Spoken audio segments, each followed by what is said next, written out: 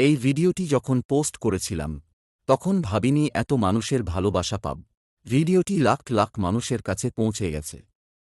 অসংখ্য মানুষ কমেন্ট করে বাবা মেয়ের এই মুহূর্তটিকে ভালোবাসা দিয়েছেন, দোয়া করেছেন এবং মেয়েটির ভবিষ্যতের জন্য শুভকামনা জানিয়েছেন। সত্যি বলতে, ইতিবাচক মন্তব্যগুলো দেখলে ভালো লাগে। কারণ একটি সন্তানের সাফল্যে একজন বাবার আবেগ, এটা তো ভালোবাসারই বহিঃপ্রকাশ। তবে এই ভিডিওর কমেন্টে কিছু মন্তব্য সত্যিই হতাশাজনক।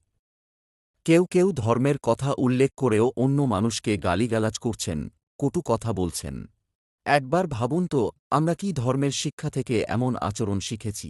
কারও কোনো বিষয় পছন্দ না হলে ভদ্রভাবে নিজের মতামত দেওয়া যেতেই পারে, কিন্তু মতের অমিল হলেই গালিগালাজ করা, অপমান করা, এটা কখনোই সুন্দর আচরণ হতে পারে না।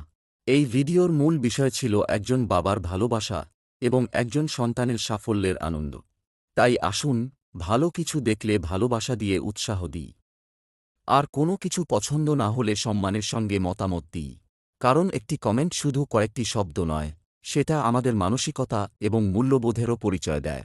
ভালোবাসা ছড়িয়ে দিন, ঘৃণা নয়।